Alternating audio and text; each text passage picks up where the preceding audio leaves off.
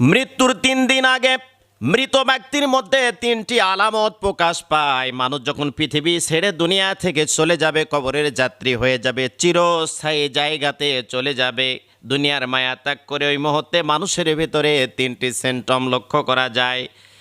1 নম্বরে হলো খাবার দাবার বন্ধ হয়ে যায়, পরিবর্তন হয়ে যায়। আগে কত খাবার খেত, অনেক খাবার খেত, মুখে অনেক রুচি ছিল, কিন্তু দেখা যায় মৃত্যুর আগ মুহূর্তে এসে মানুষটা যখন বুঝতে পারে আমি আর দুনিয়াতে বেঁচে থাকবো না, আস্তে আস্তে করে তার খাবারটা সংকীর্ণ হয়ে আসে।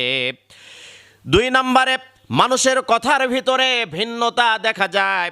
আগে জুড়ে কথা বলতো, দাপট দিয়ে কথা বলতো, অহংকার দিয়ে কথা বলতো, অহংকারের সাথে কথা বলতো, কিন্তু মানুষটা দেখছে দুনিয়ার মায়া ত্যাগ করে চলে যাব, মানুষের কথার ভয়েসটা আস্তে আস্তে নর্মাল হতে শুরু করে, এমনটা বলতে থাকে।